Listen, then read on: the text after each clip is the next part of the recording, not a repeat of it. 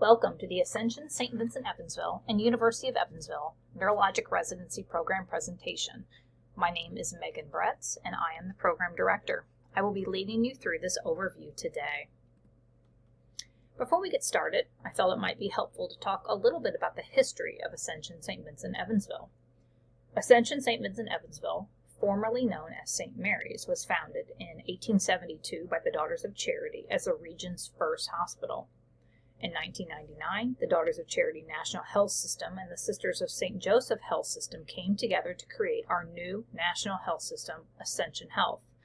Ascension Health joined with the Carondelet Health System in 2002 to expand Ascension Health's geographic presence in 24 states and the District of Columbia as an advocate for the uninsured and the underserved. Over the years, more Catholic health systems have joined Ascension Health. As part of the Ascension ministry, we're called to service of the poor with reverence, integrity, wisdom, creativity, and dedication, which flows nicely from our mission statement above. The University of Evansville's mission statement is to empower each student to think critically, act bravely, serve responsibly, and live meaningfully in a changing world, with the core values of integrity, innovation, intellectual curiosity, inclusive community, and education for the whole person. The mission of the University of Evansville Physical Therapy program is to provide doctoral level education to prepare students for autonomous and ethical physical therapy practice.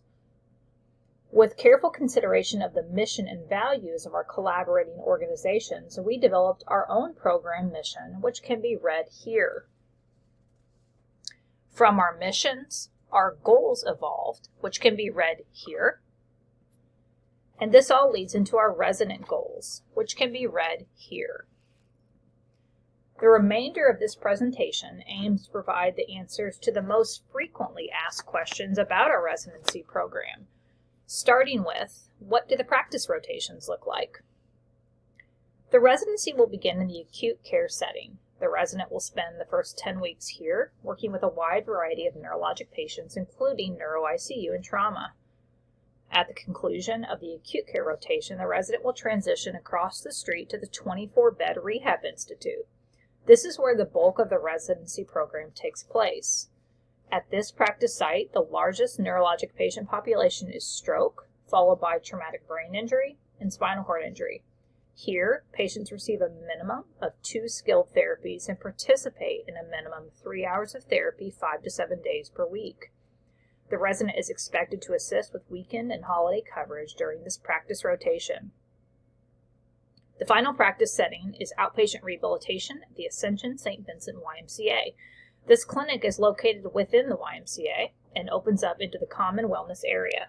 This site was opened in September of 2019 and was intentionally designed to meet the complex and comprehensive needs of the neurologic patient population. Many pieces of specialty equipment exist here, including bodyweight supported treadmill training, virtual reality treadmill training, and functional electrical stimulation cycling. The entire gym is covered in bodyweight support capabilities to offer either unweighting or just to serve as a safety catch during therapy sessions. In addition to managing stroke, brain injury, and spinal cord injury, this site also markets to the neurodegenerative patient populations. Each practice rotation consists of a series of skill checkoffs and live patient assessments to ensure competency before moving on to the next level of care. Next question. How is the mentoring structured? Before we talk about the structure of the mentoring, I want to introduce the clinical mentors. In the acute care setting, we have 4 clinical mentors. Sherilyn Rust is a 2015 graduate from the University of Evansville. Sherilyn is a stroke rehabilitation specialist, a certified clinical instructor, and an adjunct faculty member in the doctoral physical therapy program at the University of Evansville. Jenny Hsu is a 2004 graduate from the University of Evansville. Jenny specializes in management of our trauma population, including brain and spinal cord injury. She also is a certified advanced clinical instructor. Stacy Rapp is a 2001 graduate from the University of Evansville. Stacy is a certified wound specialist and a certified clinical instructor. And Jenna Spahn is a 2014 graduate from the University of Evansville. Jenna specializes in early mobility. She also is a certified clinical instructor. In the rehabilitation setting, we have 4 clinical mentors. Shannon Dixon is a 2016 graduate from the University of Evansville. Shannon is a stroke rehabilitation specialist and a certified clinical instructor. She is a mentor in inpatient rehab. Mary Wagner is a 2011 graduate from the University of Kentucky. Mary is board certified in neurologic physical therapy and is also a certified clinical instructor. She is a mentor in inpatient rehab. I am a 2001 graduate from the University of Evansville. I am board certified in neurologic physical therapy, and I also am a certified clinical instructor. I also am an adjunct faculty member in the doctoral physical therapy program at the University of Evansville. In addition to directing the program, I also mentor in both inpatient and outpatient rehabilitation. And finally, Hannah Lamar is a 2019 graduate from the University of Evansville. Hannah successfully completed our residency program in August of 2020 and earned board certification in neurologic physical therapy the following year. Hannah is also an adjunct faculty member in the doctoral physical therapy program at the University of Evansville, and she mentors in both inpatient and outpatient rehabilitation. Residents have the opportunity to engage with all 8 clinical mentors throughout the program year. The residency requirement is that residents engage in 1,500 hours of direct neurologic patient care over the course of the program year. Of those 1,500 hours, a minimum of 150 hours must be mentored. Our weeks are structured so the resident engages in about 36 hours of direct patient care weekly, of which 4 hours are formally mentored. Over the course of the program year, this rounds out to closer to 1,600 hours of patient care and 200 hours of mentoring. Regarding the mentoring specifically, this occurs one-on-one and is in person. Formal mentoring is scheduled weekly as a collaboration between the resident and the clinical mentors based on many factors, including the availability of the patient, the mentor, and the resident, as well as the complexity of the patient case. Approximately 2/3 of mentoring sessions are resident-led, meaning that the resident is the primary driver of the session, and approximately 1/3 of mentored sessions are mentor-led, meaning the mentor is the primary driver of the session.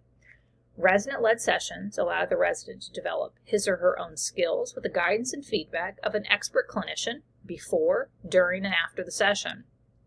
The value of mentor-led sessions is not to be underestimated, as learning is also facilitated by observing the skills, techniques, and patient interactions that occur with our expert clinicians serving as the primary care providers.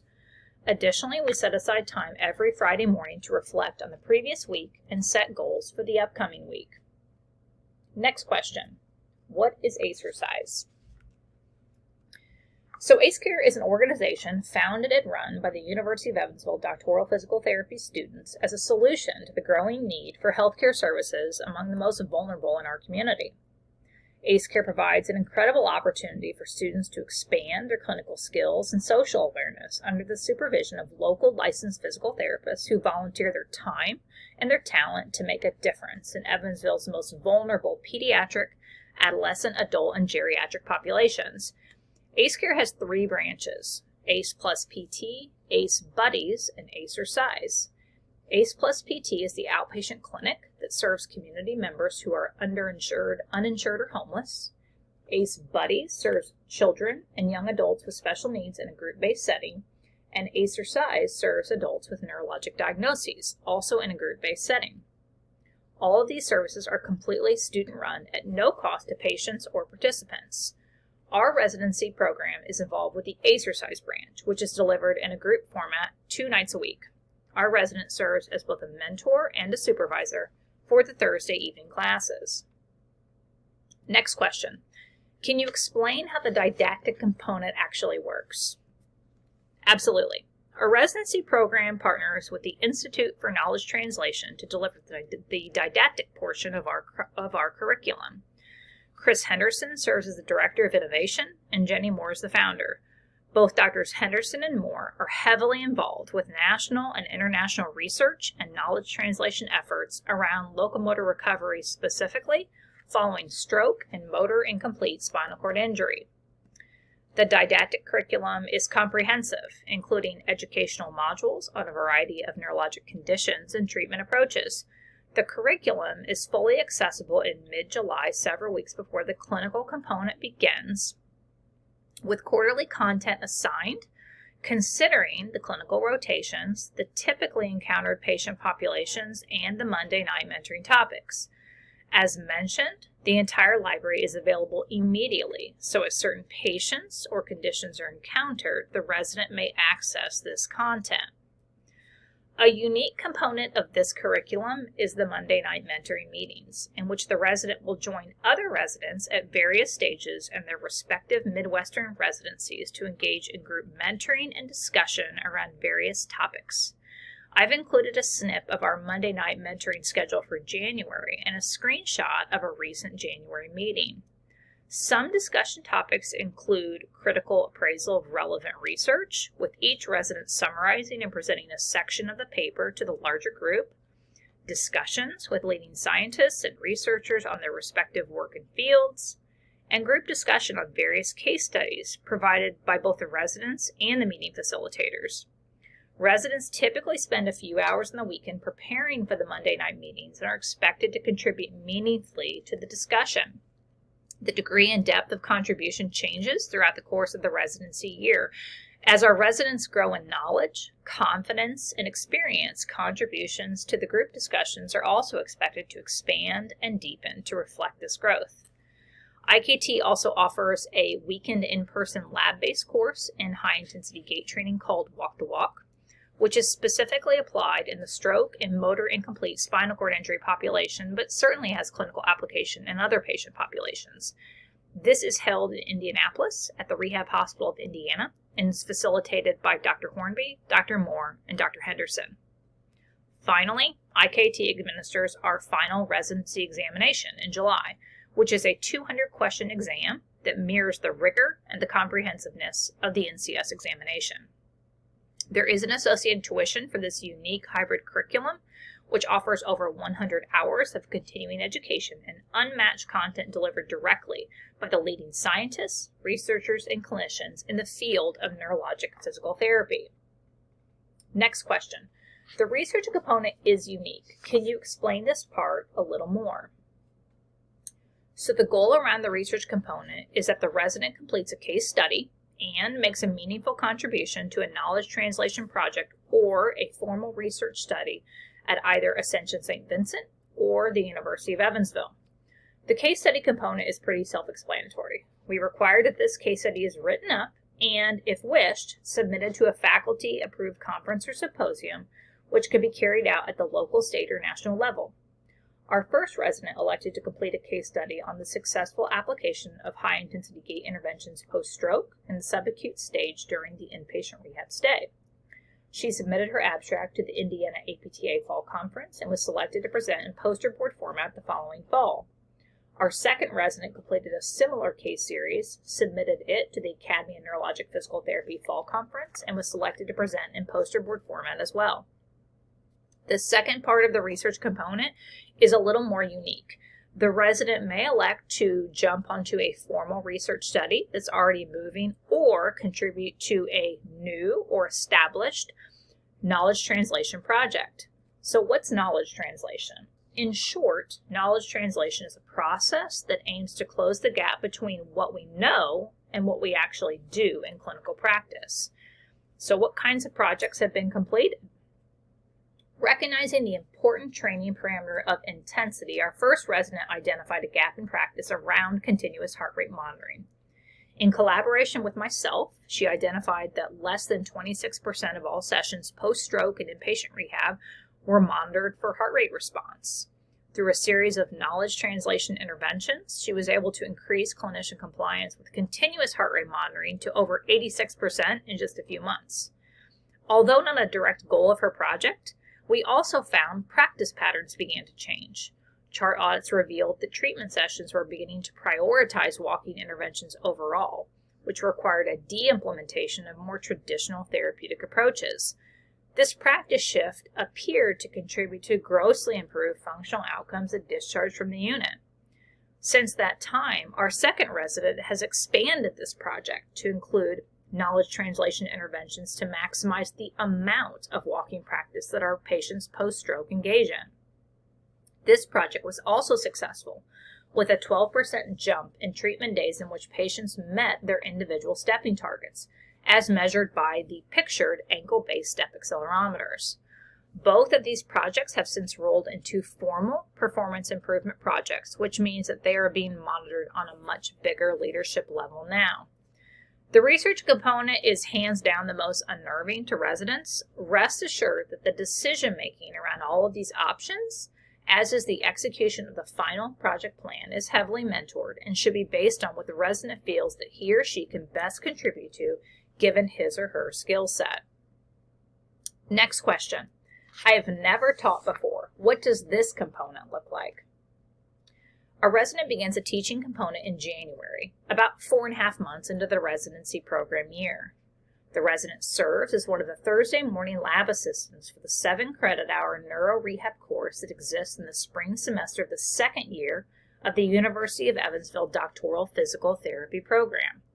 This program is delivered at Stone Family Center for Health Sciences, located in downtown Evansville.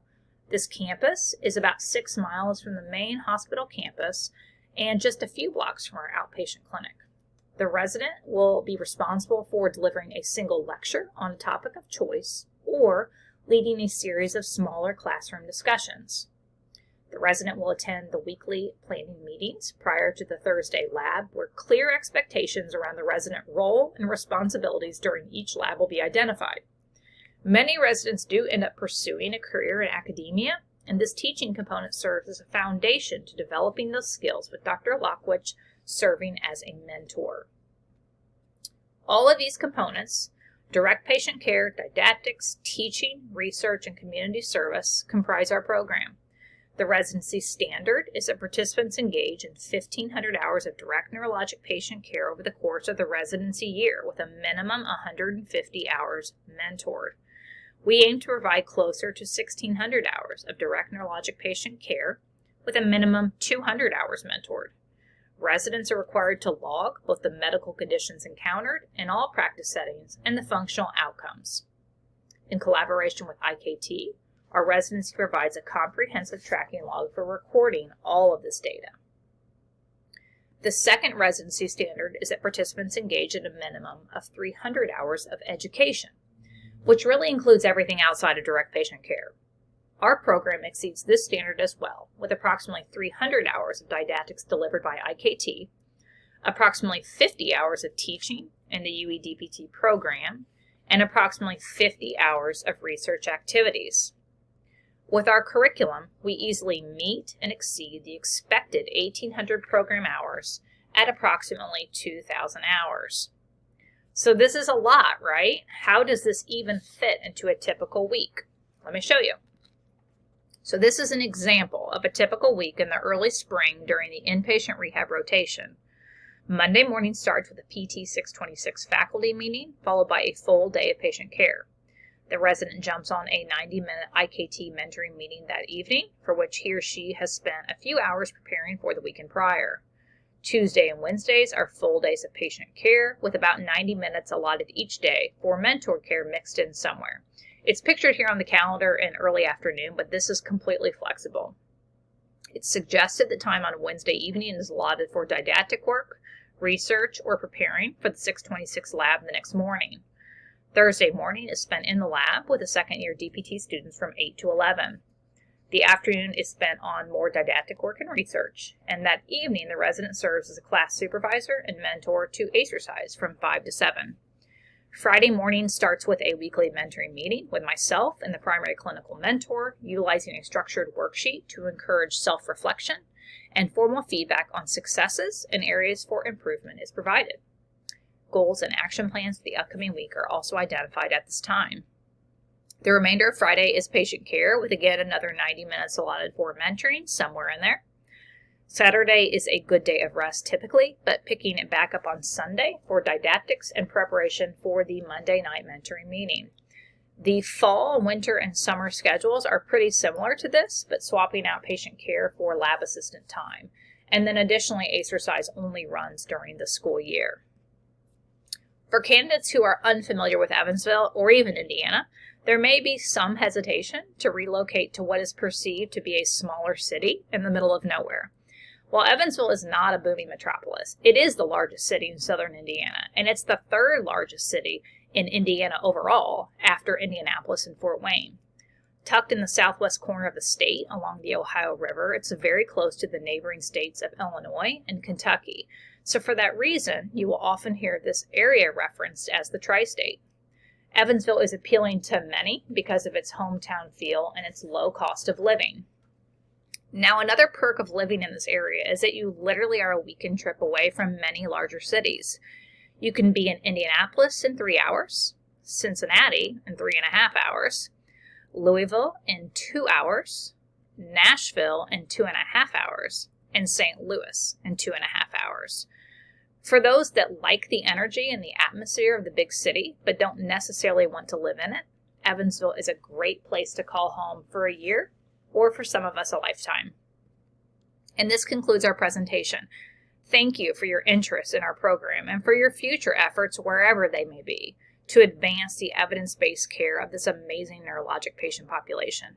You may reach out to me directly with questions at any time, either through email or phone. Thanks again.